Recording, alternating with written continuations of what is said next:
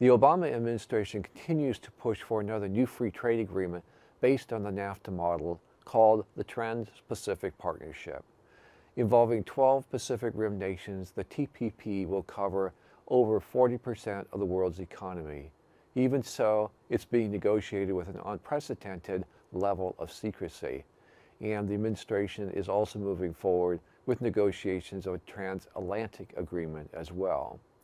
So on December 7th here in Portland, the Alliance for Democracy and the Oregon Fair Trade Campaign organized a public forum to continue developing the opposition to the Trans-Pacific Partnership.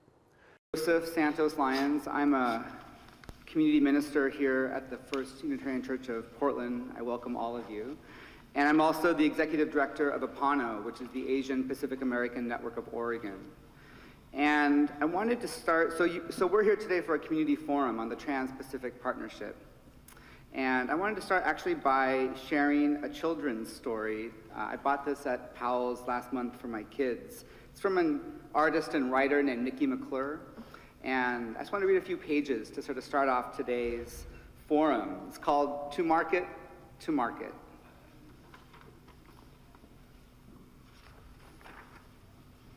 Today is market day. The farmers load their trucks with carrots and squashes, pears and mushrooms, fennel and chard. We find our basket and make a list of the food we need.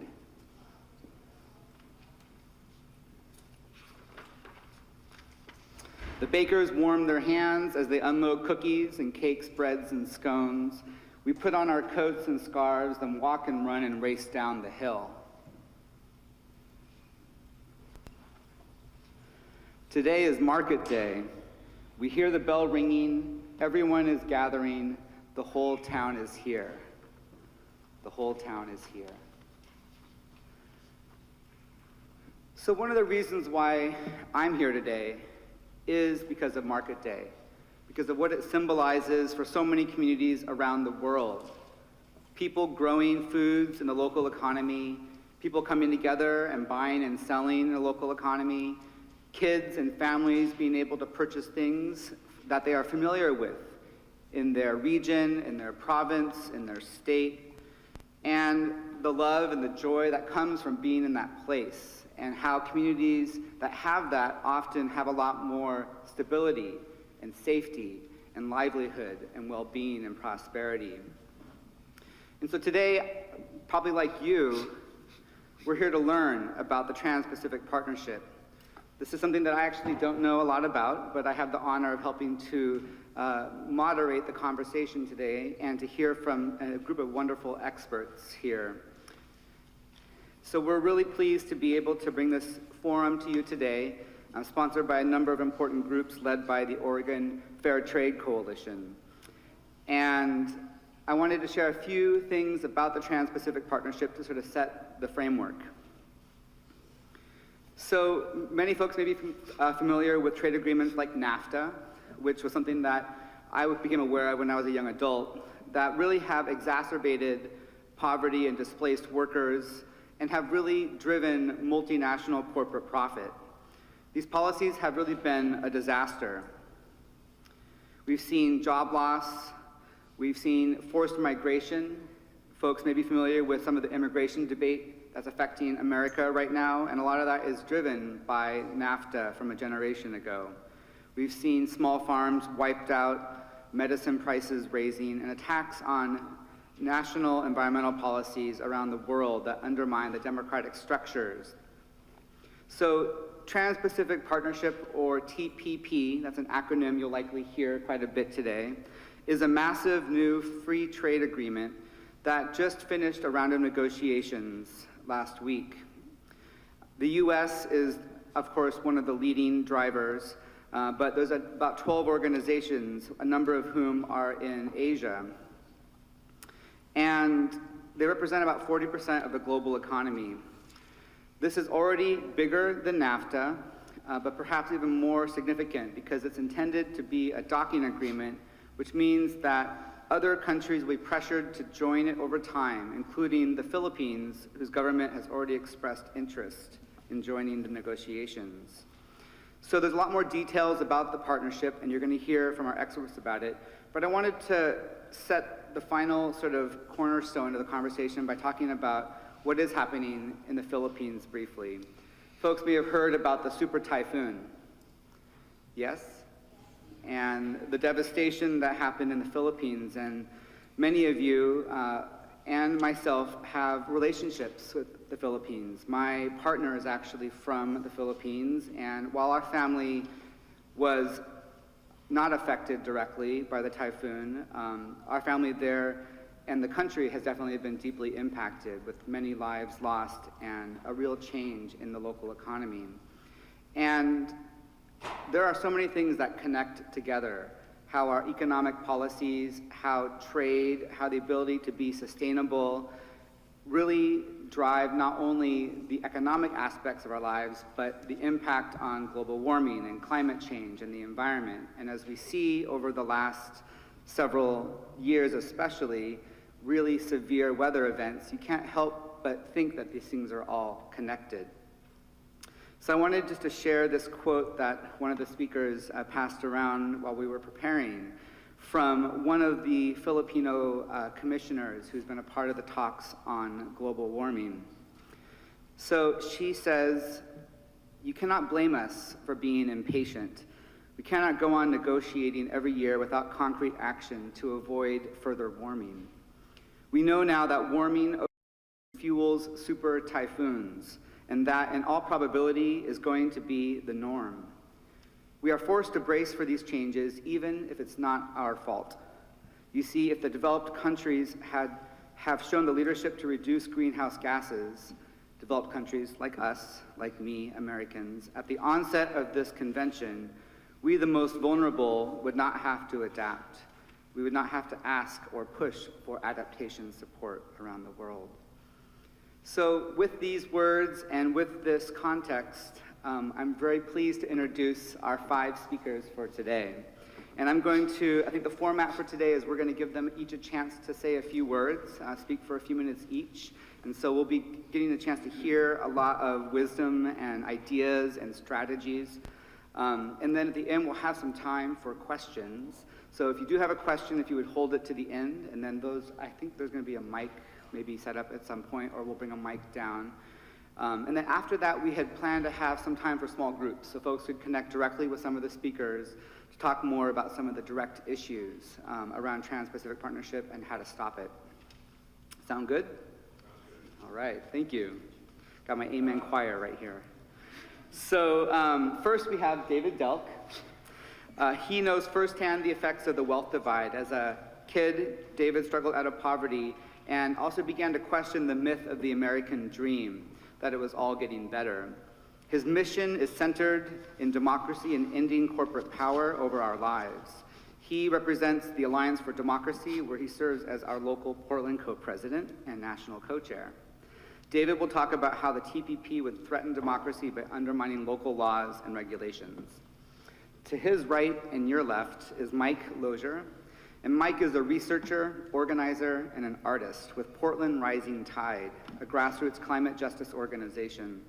He works with local tribes, communities in Eastern Oregon, and activists across the Pacific Northwest to stop the development and transportation of new fossil fuels.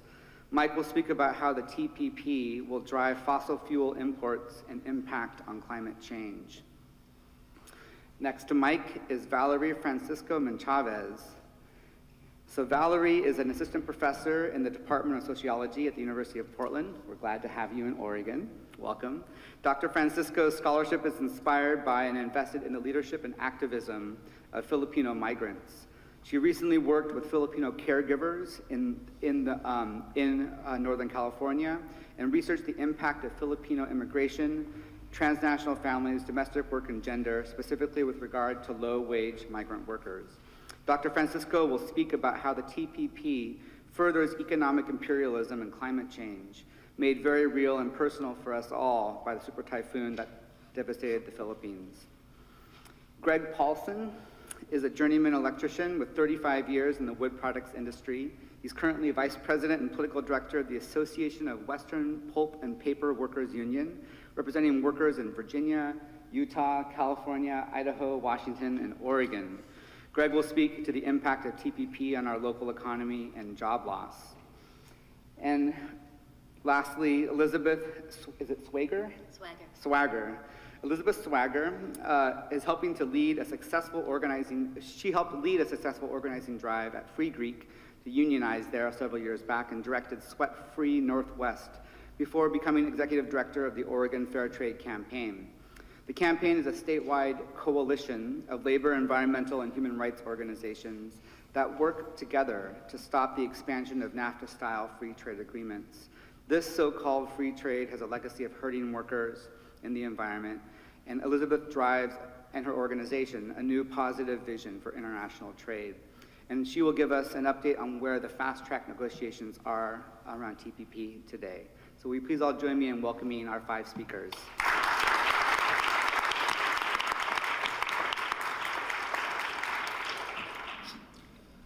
So, as Joseph said, my name is David Delk, and I'm the president of the Portland chapter of the Alliance for Democracy. The mission of the Alliance for Democracy is to end corporate domination and to establish true democracy. So I'm going to focus my comments today on the undemocratic nature and the effects of the Trans-Pacific Partnership and this whole web of global governance which has been created by the free trade agreements that have been created up to this time. So first, the very process of negotiating this particular agreement has been very undemocratic. One hallmark of democratic governance is transparency, yet with the TPP, the level of secrecy has been unprecedented.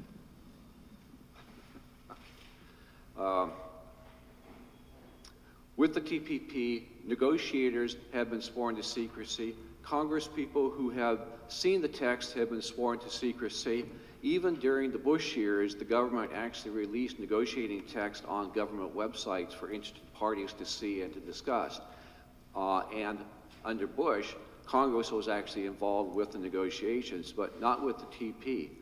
Even our U.S. representatives and senators have been denied access to the text, and when they have been allowed to see it, they're not permitted to take cameras, paper, pens into the room where they read the text or to take notes. And of course, they are all sworn to secrecy, so even though they might be able to look at it, they can't talk about it.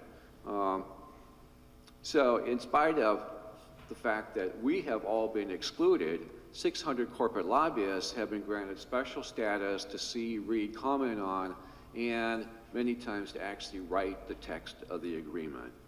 So just on that level, the TPP process has been extremely undemocratic.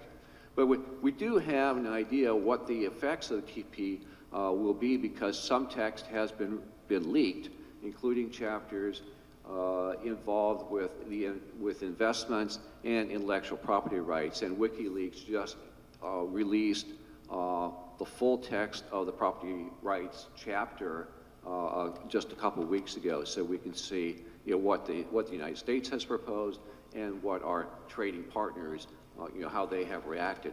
They haven't reacted very positively to the American proposals. But not only is the negotiating process undemocratic, the agreement itself is an attack on democracy. All governments answer the question, who gets to decide? Prior to the American Revolution, the answer was the king. The king was the decider. The Trans-Pacific Partnership and most of the agreements which have come before have answered that question. The multinational corporations will decide. We, the people, have fought multiple movements to increase the number of people who are involved or who are included in the phrase, we the people. We have engaged in mass struggle to expand the definition of citizen to include former slaves, those who did not own property, women, labor, I should get this one right. LGBTQ people and more. Those struggles continue today, and of course they are going to continue on into the future. Well, the wealthy elites have also fought for democratic rights for property and for corporations. With the enactment of the American Constitution, with its interstate commerce clause, they set up the world's first free trade area, ensuring that local and state laws could not interfere with cross-state commerce. Corporations have been given our constitutional rights through the U.S. court system. For instance, the Southern Pacific Railroad versus Santa Clara County decision in 1886 declared that corporations had 14th Amendment rights to equal protection and due process under law. More recently, the U.S. Supreme Court declared that because corporations are people, that limitations on corporate funding of elections were an infringement on the corporation's free speech rights and were not allowed. But corporations have not stopped just at attempting to get human rights nationally. Internationally, they have induced our elected officials in Washington, D.C. and the capitals of our trading partners to enact these so-called free trade agreements. These agreements have formed a spider's web of corporate decision-making which covers the globe, ensuring that multinational corporate interests' desire to make profits cannot be challenged by local, state, or national governments. If a multinational corporation perceives that their future profit-making ability has been harmed by a local, state, or national change in law or regulation, they can bring an investment state protection suit against a national government for either compensation or to overturn the law. These agreements, enacted one at a time, have in fact been a corporate coup against the democratic decision-making of we the people. NAFTA was the first agreement which included an investor state protection clause. Almost all agreements since then have included this. These suits bypass national courts and are filed in one of two international private courts designed specifically to hear these cases. The most often used is actually run by the World Bank. Unlike American courts, the court process, or I should say unlike most American courts, the court process is secret. The tribunal judges can only rule on the basis of trade rules with no consideration of other factors. The judges are quite often corporate lawyers or lobbyists. In fact, it's not unusual for a representative of a suing corporation to be judged in the next case. One of the first investor state cases involved a Canadian supplier of a key chemical in the MTBE gasoline additive. MTBE is a possible human carcinogen, and when added to water, gives water a turpentine smell. So when MTBE started leaking into California's waters, the state banned its use. While the Canadian supplier was not the manufacturer, it still sued, claiming that its profit-making abilities had been harmed. This Canadian multinational corporation sued the United States federal government because of the action of a state. An American company could not have brought such a suit against the U.S. government. Under investor-to-state protection clauses, only a foreign multinational corporation is allowed to bring such a suit. California was not even allowed to be present in the courtroom to defend its actions, but instead had to depend on the U.S. government to defend its interests. And we all know quite frequently that state interests are quite different than federal interests. Recently, WikiLeaks released the intellectual property rights chapter text of the Trans-Pacific Partnerships. There's a lot of reasons to be concerned about what's in that chapter, but I want to focus just on one, which is its effects on affordable medicine. I've been HIV positive since 1985. I've been on HIV meds since 1990. Those meds today cost in the area of $31,000 a year. Luckily, I have good insurance, so it's affordable. But for people in low and middle income nations, these are extremely high prices, and they could be a death sentence for people. But what saves them? Well, India saves them. India manufactures and distributes generic HIV meds, price less than $100 annually. More than 100 million people have been able to take care of their HIV, AIDS, infections because of generic drugs. The TPP release text shows a concerted attack on generic drug production in order to ensure the profits of big American multinational pharmaceutical corporations. Patent terms would be extended from 20 to 25 years at least, and greenwashing would be allowed. Greenwashing is the reformulation of existing medicines by, for instance, changing a pill into a liquid gel cap and then relicensing the patent or renewing it. And of course, thereby preventing competition by generics. The WTO has allowed the manufacture of generics even while the patent is in effect for nations where the high cost would result in severe hardship. The TPP would prohibit that manufacture. The TPP also sets up barriers to sharing of drug data. The original manufacturers must prove drug safety. By international agreement, manufacturers of generic may use that original data to prove their safety, but the TPP would prevent drug data sharing, causing each generic manufacturer to go through years of expensive testing before manufacturing could start. And the TPP also extends patents over surgical techniques, medical tests, and treatments which have not been patented up until this time. So we need to realize that these free trade agreements represent a corporate coup against democracy itself, and we need to defeat them. We need to defeat the Trans-Pacific Partnership, and we need to turn our sights on those agreements which are already in effect and say no. No to corporate trade agreements, no to the corporate coup.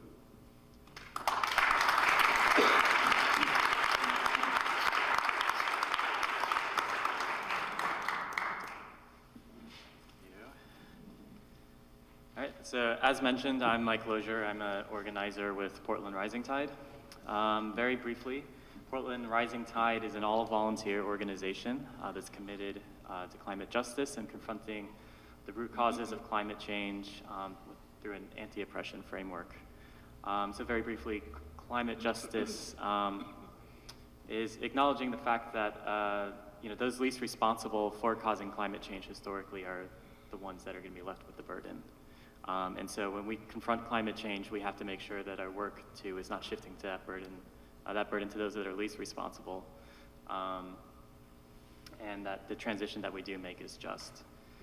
And so the quote that was shared earlier, I think has particular resonance in kind of the state of the climate right now, and particularly the comment of, "You can't blame us for being impatient." Right now, our climate is at 400 parts per million in greenhouse gases. And we are, in conservative estimates, see us on a track to 4 to 6 degrees Celsius change in prevailing temperatures by the end of this century. And this far exceeds the kind of international consensus on getting us at a 2 degrees Celsius change at a minimum, which even at itself is ridiculous because a 2 degree Celsius change is basically a consensus on genocide in the global south, when we already know that 1 degree Celsius change pretty much dooms a lot of peoples in the global south as well. And we're already seeing those effects play out too. And so it's important when we kind of look at the systemic issues and addressing things systemically, that we look at the roles of capitalism as it plays into causing climate change. Particularly when we see the imperatives of capitalism being the production and accumulation of capital, as being kind of a large agitator for the extraction and production of the greenhouse gases that get pushed into our atmosphere. And free trade agreements are basically, they're a legal technology that serves to mobilize society towards the velocity and speed of capital and its accumulation. And of course, this is very much the situation with the TPP. And for this mobilization of society to take place for the movement of capital, this means a deepening of political dispossession as well, the reduction of all barriers for this movement. So it's important to kind of look at the Pacific Northwest right now and the movement of fossil fuels. Right now, there's a proposal between Southern Oregon and British Columbia There is 5 new coal terminal proposals and 2 expansions of existing ones, which amount to 128 million tons of coal being pushed through this region. Proposals for 3 new oil pipelines that would amount to 1.5 million barrels a day, and a proposal for 6 new liquefied natural gas pipelines, which would result in 11.2 billion cubic feet a day. This pretty much amounts to 7 times the amount of the load out that the Keystone pipeline would be pushing through. And this is not accounting for the recent proposal at the Port of Vancouver, which is an oil by rail project that is seeking to move 360,000 barrels a day. And the thing is that this is a huge regional push, and largely it's to export to Asian markets, which the TPP would facilitate. And a lot of these proposals are really hard to keep track of. So the ones that I mentioned too are not all the ones that are on the table. There's probably some that I have missed. And that, you know, some ports are catching on to kind of like the resistance to this too, where they are updating the infrastructure at the ports without the presence of any kind of proposal, anticipating that eventually that there will be a fossil fuel export proposal kind of landing there. And so these things kind of take place invisibly too, much like kind of these closed door agreements with the TPP. And so how does the TPP facilitate this? One is through a tribunal system in which individual corporations have the power to challenge environmental law, regulations, and court decisions that negatively impact the expectations of profits, or what they call regulatory taking. This is actually not new. In a nuance, it is, but you know, right now there's discussion with the fact that some of the moves that are being made to challenge these proposals through the permitting process, or even just the use of the Clean Air Act, the Endangered Species Act, or a Marine Mammal and Protection Act. These protections have already been, you know, rolled back a bit by the WTO. And around the kind of permitting, the delays around projects with LNG and coal, the permitting process and the delays associated with that, there's been discussion that this is a violation of the WTO treaty as well. And so what we see is an environment that's being created that privileges less protections and a race to the bottom to move these fossil fuels through our region. And so in challenging this too, what we've seen kind of recently in confronting these fossil fuel projects is attempts in utilizing the regulatory structure to kind of slow things down. Some people refer to this as paper wrenching, so to speak. But increasingly though, as we see kind of with the TPP, we see the conflation of the interests of capital with the public interest. There is a U.S. Natural Gas Act that requires environmental and economic review before moving projects on fracking, which some people have successfully used to kind of slow things down, going through the environmental review, making sure that people are engaged in a process to determine whether these projects happen or not. But if these projects are expected to be used for exports, and it's part of and if it's a free trade agreement country, these protections are basically canceled because it's assumed to be at the public interest. And so one thing we have to keep in mind is when we engage the regulatory structure and the protections that we have, that this is an evolving legal landscape that increasingly reflects the interests of capital. The more the regulatory structure and protections succeed in preventing harmful and unjust projects, the more corporations learn how to undermine it. And they have done that. They pressure politicians who then pressure the EPA and other state protection agencies, threatening cuts to budgets and stuff to make changes and creating barriers for people to kind of engage that process. And the TPP and the free trade agreements are kind of like a perfect representation of this too, and how they've kind of evolved. And they couldn't get everything with the WTO, and so now they're kind of going with this other strategy with these docking agreements in the TPP.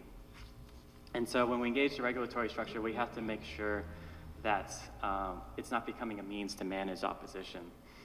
And so it's important that while at kind of like the legal level, there's this push to mobilize society through legal structure, and this kind of deepening of what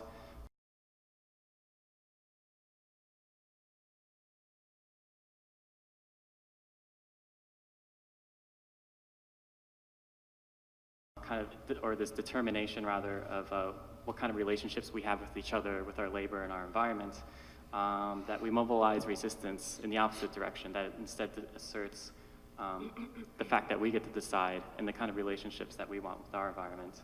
And this is, expressed in acts of civil disobedience and direct action, which is growing in the Pacific Northwest in response to these projects. And so it's important that that we not only defy laws that we feel that are unjust, but also in certain act relationships that we feel are just. Because to make a just transition, we also have to make sure that we are kind of creating these relationships that we feel are more in our interests. And direct action has had success in previous in disrupting trade agreements before, in 1998 with the Multilateral Agreement on Investments, 1999 the Millennial Round in Seattle at the WTO, 2003 Free Trade Area of the Americas in Miami, in 2013 there was protests in Vancouver, BC over the TPP. And there's been active resistance in indigenous territories as well. There's an active blockade in Wet'suwet'en territories in British Columbia to a pipeline project. It's called the Unistoten camp there that has been resisting the Pacific Trail pipeline, which Chevron is a 50% owner of and is also a key stakeholder in the Trans-Pacific Partnership. And the El Sapagtag in New Brunswick has been resisting fracking by this company called SWN Resources. And just yesterday, the SWN, after much violence visited upon them, but very strong direct action and resistance, SWN has withdrew from their land and is withholding all projects until 2015 at least, so minor victories there. And right now, Portland Rising Tide is supporting the tribes of the Umatilla and Warm Springs tribes in resisting the shipments of tar sands equipment through East Oregon right now. Which was successfully blocked by the Nez Perce in Idaho recently. They were able to also get a court injunction to prevent that. So it looks like my time's up, but yeah. So it's important, in summary, in resisting the TPP and to kind of adequately address climate change, that we're also creating the relationships and the systemic change that we want to see on the land and very directly.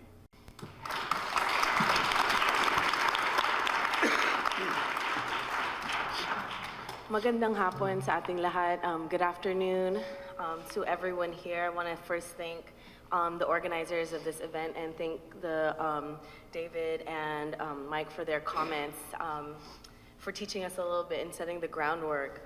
I want to continue with what Reverend Santos-Lyons was talking about. On November 8th, the sort of largest and strongest super typhoon internationally called Haiyan or Yolanda hit the central Philippines. An island called Samar was where landfall hit, where 195 miles per hour winds sort of, not sort of, really devastated the lives and livelihood of Filipinos in the central region of the country. Growing up in the Philippines, I understand that the Philippines is a typhoon-prone country. It's definitely in that part of the world. However, the devastation that was really destroying, you probably saw the images. By a show of hands, how many folks saw images of the destruction? Absolutely. It displaced tens and thousands of people. The death toll continues to rise. There is definitely sitios and barangays, villages and towns that are not able to continue the sort of process of living, right? There's a lot of internal migration happening in the Philippines. People in central Philippines going to the nearest cities and then even to Manila. And I think for me, when the weeks where our TVs and our newspapers were flooded with those images of just destruction, it reminded me of Hurricane Katrina, it reminded me of Haiti, it reminded me of the ways in which disaster is hard. It was heavy for me, and I'm sure for a lot of other folks. And the question that came up for me was how much of this natural disaster was natural, right? And how much of it was man-made. And this is where I want to sort of go today, to bring sort of the victims of the typhoon here in the room with us, and also bring the sort of resistance happening currently around responding to this. I mean, we're talking about the free trade agreements in Bali. Just in the past couple of days, the WTO met, and the People's Global Camp, counteraction to these discussions, we're also conversing with people's organizations and acting people-to-people solidarity to talk about the urgent needs of people and communities today. So I want to move towards that question: how much of this disaster was man-made in the rest of my time? In the Philippines, the National Liberation Movement has a sort of slogan talking about land is life, right? And really why they are referring to land as life in this way is that the Philippines, you know, an archipelago of 7,000 islands, has super arable soil, right? Lots of volcanoes underneath the islands, making that soil really rich. There's also huge natural and mineral resources in the Philippines. It's second in gold production worldwide, third in copper production. However, there's been a tremendous loss of biodiversity on the land and waters, reducing sort of the sustainability and livelihood of marine and sort of land cultures, right? Deforestation, actually the top sort of ecological problem in the Philippines right now, really has been wrought since the 1960s, and even before then, I could even argue, you know, through Spanish colonization, but really around the turn to neoliberalism for the Philippines. Foreign corporate firms and really big Philippine land-owning partners that happen to be Philippine politicians have really expanded the ability of foreign corporations to come in and do a lot of mining. For example, the Mining Act of 1995 allowed, it was a policy that instead of just tolerating sort of foreign ownership and foreign mining interests in the Philippines, actually promoted sort of foreign and large-scale mining for quote-unquote economic growth and the alleviation of rural poverty in some of the Philippines, some of the islands in the Philippines. Extrata, a recent sort of example, Extrata, a corporation that's mining in South Cotabato, which is an area in sort of the central and southern Philippines, are trying to mine for gold and copper deposits. And with that mining means displacement, actually. And so some things that you were saying, Mike, totally resonate with these examples. The Balaan tribe has been forced to clear their land because of this kind of large-scale mining. And in actuality, this sort of U.S., Philippine, and, you know, as you were saying earlier, David, that, you know, the multinational corporation is king now, the sort of collaborative imperialist sort of interest that's happening in the Philippines also causes lots of human rights violations. Indigenous people from the Balaan tribe were organizing around stopping these large-scale mining, and, you know, Juvie and Dagil Capion, their 2 sons and 5-year-old daughter, were massacred because they were leading a lumad. Lumad is the indigenous people of that area. They were leading organizing strikes against the mining corporation, and they were massacred because of the disruptions, the direct actions that they were trying to take against this mining corporation. I'm stating these sort of examples because I would really like to highlight that the breadth and the intensity of the destruction wrought by flooding and natural disasters is actually not just about climate, right? Well, it is, okay, I just want to say that it is about climate, but it's also about the policies that support the disempowerment and dispossession of people and their right to life, right? Their right to their land, right? I mean, I think that continuously in the central Philippines and in the southern Philippines, the denudation of forests, the destruction of watersheds, the massive siltation of rivers really make it such that when flooding happens, right, when you kind of see deforestation happening, you see that when rains come down, there's nothing to absorb that water. And when rivers are stilted, there's nothing to sort of absorb the rainwater that's coming down on the land. I also, I'm a recent transplant to Portland, and I know that Oregon is a timber industry sort of state, correct? Yes? Can I get some head nods? Yes, okay.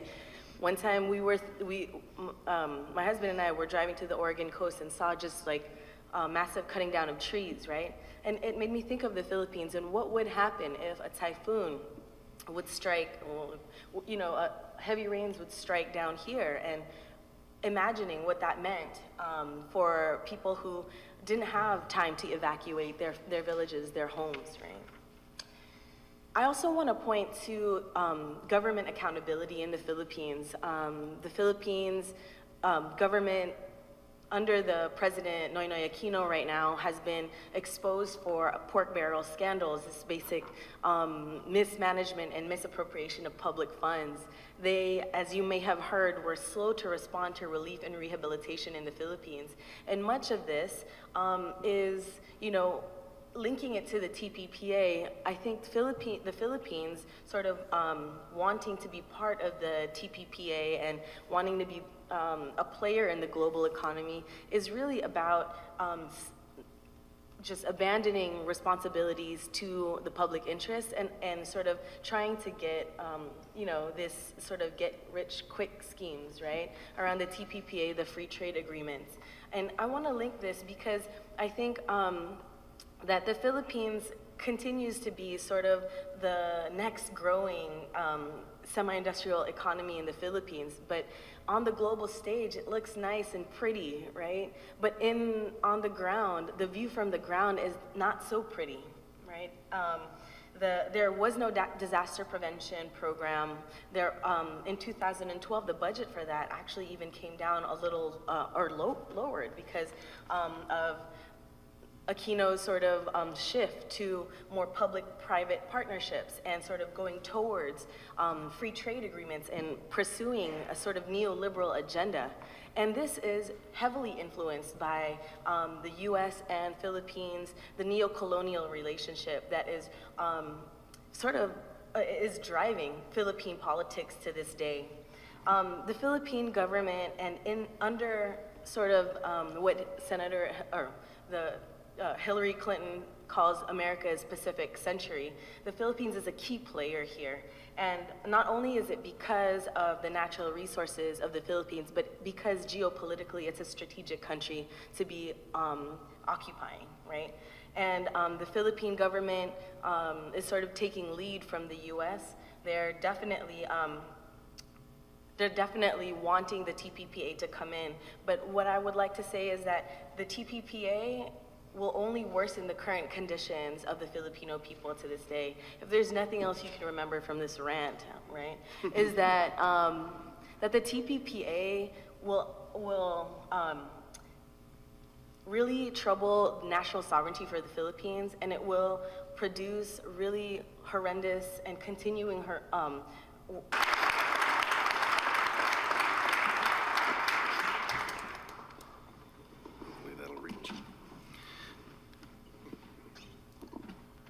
Good afternoon. My name is Greg Pallesen. I'm the Vice President and Political Director of the Association of Western Pulp and Paper Workers Union. And we represent people mostly in forest-related jobs in the paper industry. So I'm curious today, how many people here have used paper products, let's say in the last 7 days? Can I see a show? Okay. Maybe in the last 24 hours. Let's try to narrow this down. How many have not used paper products in the last 24 hours? And as you said, Oregon and the Pacific Northwest is known as, forest-related. And we all know, including myself, how controversial logging and the issues related to forestry are. And should be, because this country has developed some of the best, most stringent logging practices in the world. And yet, trade agreements like the Trans-Pacific Partnership wipe those out as we go on. So I want to use the paper industry as an example of what has happened, not just to the paper industry, but throughout manufacturing in the United States. More lumber mills and sawmills than we've ever had in the last 75 years. And yet, demand for certain products within those is as high as it is, or as high as it's ever been. And many of the products, of course, now are imports and come in from other countries. The biggest reason for this is multinational corporations. There are hardly any small or medium-sized pulp or paper operations or logging operations in the United States. It's multinational corporations that are really, kind of scamming the system, and I'll give you a couple examples of that. So Oregon's known as a great recycle city, right? Which is fantastic. Recovered waste paper is one of the big issues or big things that are recycled. The Blue Heron Paper Mill in Oregon City closed in 2011. It was a 100% recovered waste paper mill. And yes, it's an ugly facility. Most all manufacturing facilities are not pretty. But yet they retooled over the years to produce paper products that were in high demand using 100% recovered waste paper. They filed bankruptcy in 2011, went out of business, even though they had orders for the next year. One of the main reasons that there's a number of reasons that play into it, but one of the main reasons they filed bankruptcy was they could not afford to continue to purchase recovered waste paper. Even though there was enough supply in the Pacific Northwest, especially the Portland area, to do that. So the reason they could not continue to purchase recovered waste paper is a commodity. And for the most part, China sets the price of what you pay.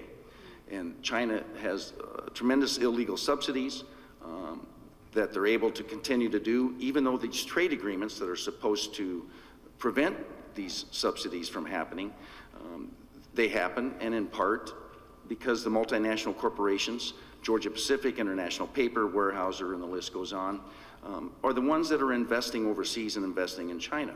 And so there's not an interest to pursue enforcement of the trade agreements that are there, of the language that is, and the ones that are there that should protect us. I find it a little hard to believe that 70% of recovered waste paper in the United States is exported. 70%.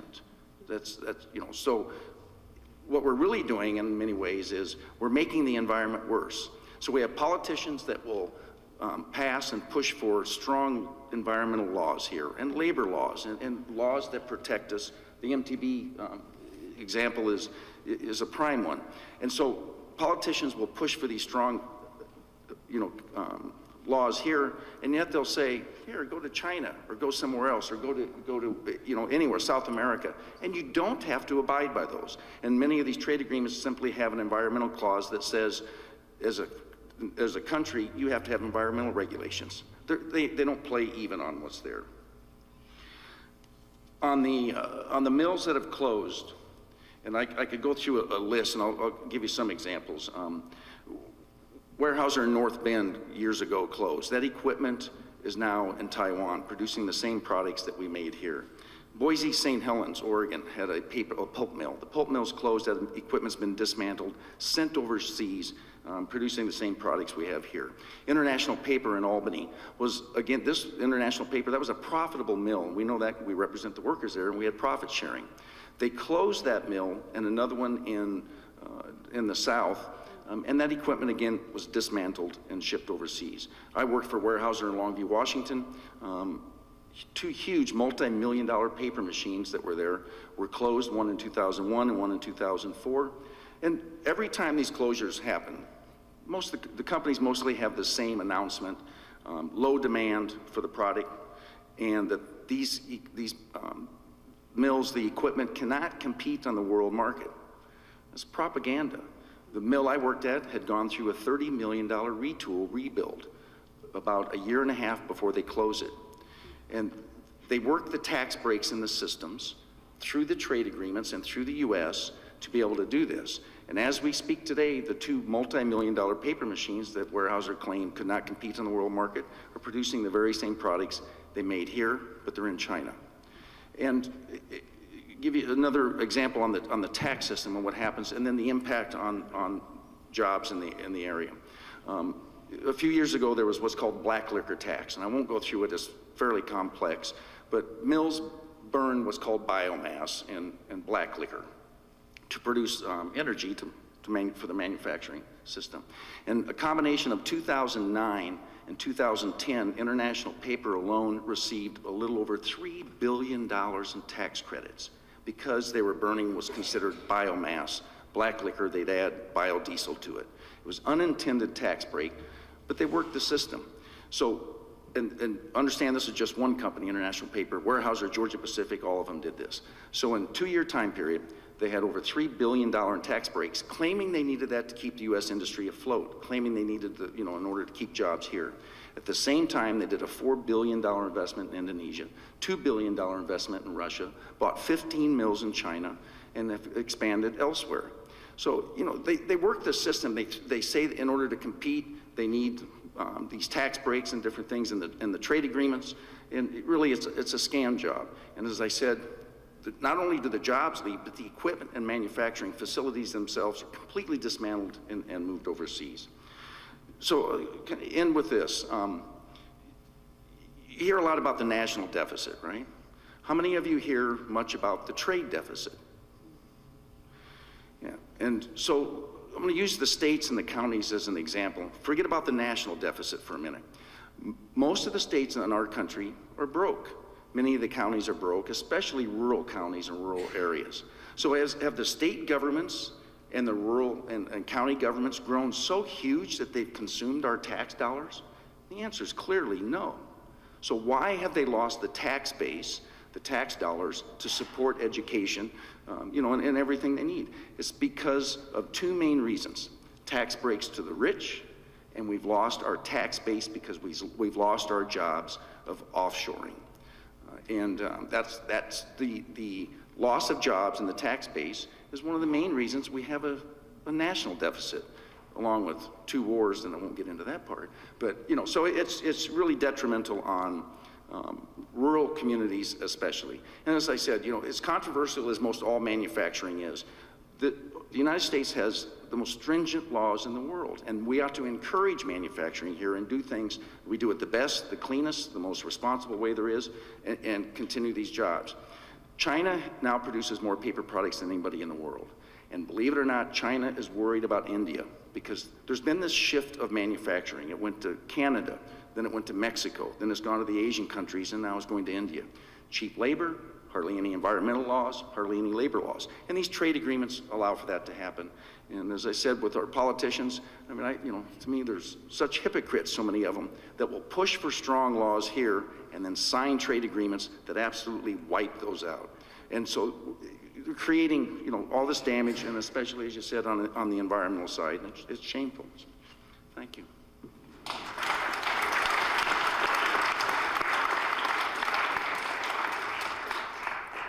I'm Elizabeth Swagger. First off, I want to thank our other panelists and for Reverend Santos-Lyons for illustrating why it's so important that we act right now to stop what David called the corporate coup, the Trans-Pacific Partnership. I'm going to be really brief because I know you got a lot of information thrown at you. And I also want to give an opportunity for you to speak and to share your ideas and plan for some next steps in our breakouts. This forum really could not be more timely because as we speak, there are TPP negotiators meeting in Singapore to hash out the Trans-Pacific Partnership. The U.S. Trade Representative is really pushing hard to complete a deal, regardless of how it's going to impact, how it's going to devastate, actually, workers across borders, making it easier for corporations to shift jobs to wherever labor is cheapest or environmental regulations are the weakest. Or the devastating impact it'll have on environmental policies that we need now to combat climate change so that we can prevent the next mega typhoon, so that we don't see another devastation as we did in the Philippines. Or the attacks on our democracy, taking the power to influence public policies to protect public health or safety, or in the Philippines, the right to protect their land. And they're taking it away from people and the communities and putting it directly into the hands of corporations. When asked why the TPP was so secret, why people could not see what's being negotiated in our names, the US trade representative said that if people knew what was in it, it could never be passed. So while the US trade representative is hell-bent on being able to announce a final deal at these negotiations in Singapore, it's very unlikely that they can finish it in such short time. However, it's very clear that they are going to be bullying countries to make huge concessions. And the US negotiators have already backed away from their very weak environmental regulations. So this is clearly going to be a step in the wrong direction. They're expecting to do a framework announcement, which will be a bravado announcement saying that they all agree. We're not there yet, but we're getting close. For those of you who have been in the TPP fight for some time, you know that fast track is the linchpin in defeating the TPP. Fast track's federal legislation that limits congressional authority over trade policy making. And it does that by eliminating the regular debate and amendment procedures. So if we stop fast track, it'll virtually be impossible for the TPP to be approved. On the flip side, if fast track is granted, then it's going to be really difficult for us to stop the TPP.